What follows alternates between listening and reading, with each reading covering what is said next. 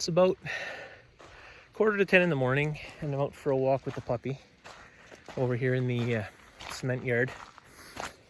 The water level at the dams is quite high because we basically had downpour rain 5 or 6 days out of the last week. Things are going well with the puppy. He's starting to learn a bit better. He got laid down finally. Now we're working on give and stay. He's playing King of the Hill right now up here. Yeah, I know I haven't shaved in a few days. I haven't been sleeping well, partly because he wakes me up 2-3 times a night to go pee, and his nighttime routine the last 3-4 nights has been off from what it had been for the previous couple of weeks. He still wakes me up to go out, but now he wants to play for an hour before he goes back to sleep, whereas before he'd go straight back to sleep. And last night he woke me up every 2 hours to go out instead of 2 times or 3 times in the night from 10 o'clock at night till 6 in the morning. But he was waking me up every 2 hours last night. I've also been having nightmares every night for the last week. Just as I'm falling asleep, I dream that I slip and go down a flight of stairs, and it jerks me back awake. It takes me another hour to fall asleep from there. And then I have the usual nightmares of stuff from work, seeing people die, doing CPR, and that stuff. I stopped by the ambulance station twice this week. Not because I wanted to or I had to. I basically just cleaned out my locker and left it open in case any of the new people they hired wants to use it. And also I talked to one of the staff, which would be one of the most senior staff now, and asked if they could let people know to wait till they pass my house before putting the sirens on an emergency call if they're able, because I live fairly close to the ambulance station, so it's not like they're driving a couple of miles with no sirens when they need them. It's a couple 100 feet, basically the span of a restaurant, the cement yard, and one house. So it's maybe 1,000, 1,200 feet that they would be driving. So I tried going hunting with the 4-wheeler. The puppy didn't like it. He got too cold too fast. And then I had shot a duck, and I tried to go get it, and he jumped off the 4-wheeler and jumped into the beaver pond to try and get to me. And then he started freezing because he was covered and he was already cold, and then he was soaking wet. So I brought him back home. I went and got the duck, and then I came back home. I don't like leaving him alone too much. And I don't like, I don't want to freeze him on the 4-wheeler, even though I want to take the 4-wheeler for a whole day drive.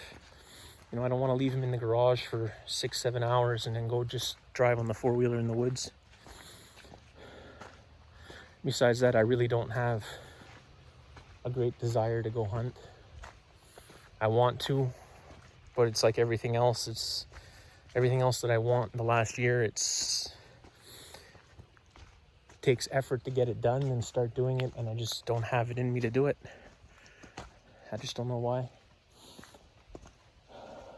I'm sure I would enjoy a nice long day drive on the 4-wheeler, but I would probably do like I did last year and just rush through it and come home instead of taking the time to enjoy and actually look for partridge to shoot and so on. Sorry, ruffed grouse to shoot. Anyway, I'm leaving for my Anticosti trip in 6 days now, so I've started packing. So when we get back to the house, I'll show you what I've packed so far, and then I think I'll microwave up one of my breakfast burritos, and maybe we'll take the puppy for a drive. All right, now I'm gonna head to the house now. All right, you can see here I got my duffel pretty much packed. Solo, out of the way. I'm trying to make a video. Good boy. I got ammo in there because it has to be packed separate.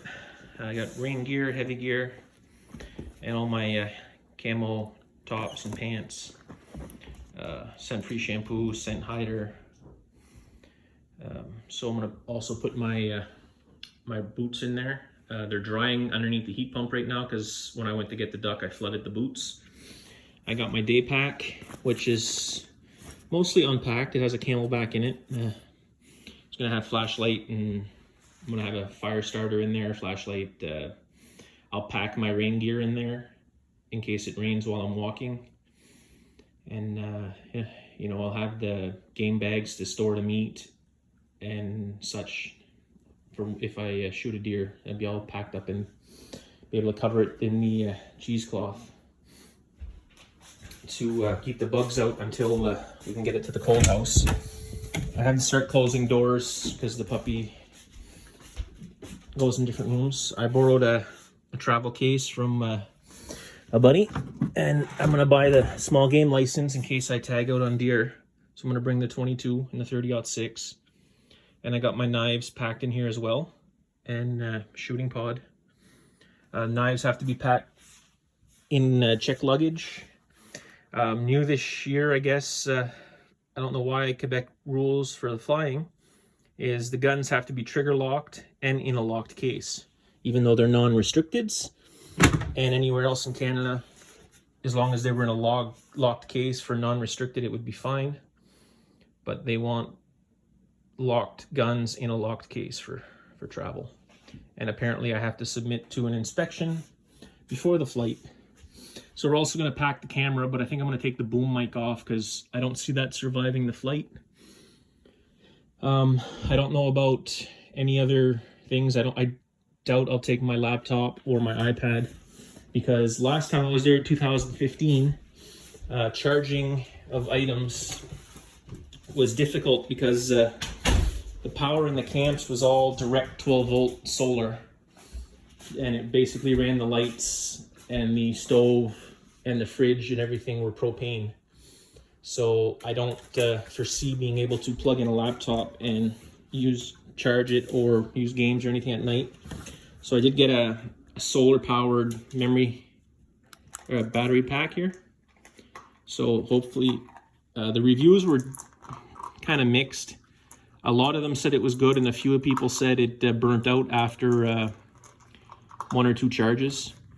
Right now the blinking light means that it's charging by solar, but if I hit the battery test button, it's not showing anything. So I don't know if it's just still too much ambient light and it's still charging, or what. But anyway, you see it's a little bit of a mess here. I haven't been doing much house cleaning. I've been working on sharpening my gutting knife with my sharpening stones here. It's still not as sharp as I'd like it to be. So I'm gonna give it another go through the grits and probably try and pay more attention to it. I'm also gonna bring the Havalon, but you know, I cut half my thumb off almost with it in the spring with the bear, so I'll be gentle with that. I might bring a trail camera and put it up somewhere just to see what kind of deer walk around by the camp at night. Last time I was there, we also saw some silver foxes and such. I did do some dishes, but I haven't, you know, I used the Actifries like 4 days ago. I haven't put it away yet. So yeah, that's kind of what's been going on. I'm still stressing over the car. I'm still stressing over money. I had to deposit the money I had saved up for the trip for my license and my food and that to my Visa, because they want to prepay everything, and they're going to call me in the next couple of days to make my food order, and I'm going to have to pay for it with the credit card, and they're going to have it all packed up and with the guide and my license with the guide. So it'll be no going to the warden's office to buy a license, and there'll be no going to the grocery store to get my groceries. So that's kind of stressing me out too, is I'm worried I'm not going to get what I want. Even though I speak good French, there's a language barrier there, and I don't necessarily know the proper translations for certain things. So I'm worried that they might not give me what I asked for. The puppy's starting to learn how to play fetch. And like I said, we're trying to teach him give. But he's doing good. He's smart. So far, the hardest thing he had to catch on to was lay, but he has it down good now. But it took him a few days to get it, whereas sit and paw only took really an hour or two to figure out. Anyway, I don't know what else to say. I know I'm not making videos as much as I said I wanted to. I don't know. It's just hard to talk about my feelings and what's going on and things. So maybe in the next video I'll elaborate more about some things that happened that I never talked about, but that'll be that. Anyway, say goodbye, Solo. Say bye. Hey. So we just tested out the smoke stick and we're good for 100 and 200 yards.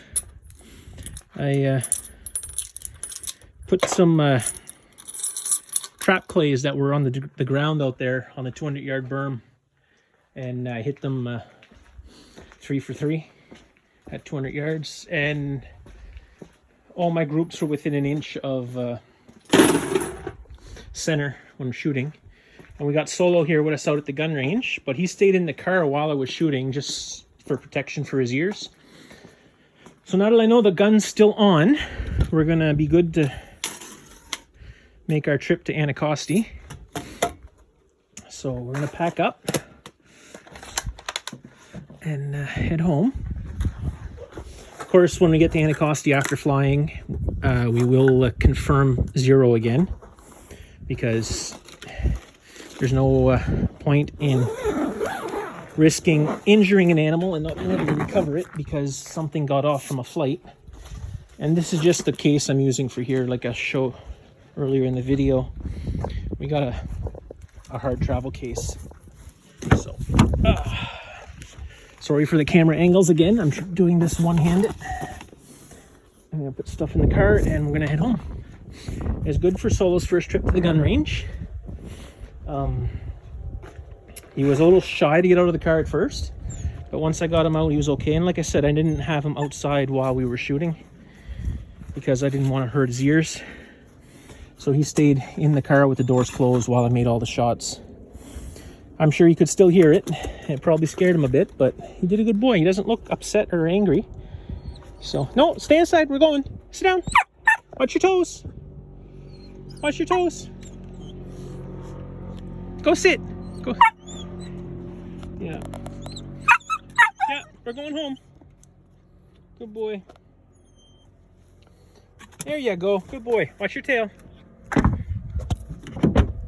All right, so I'm gonna all done packing up. Everything's in the car. Range is put back the way it's supposed to be. I'm gonna head out and lock the gate and head home. Thanks for watching.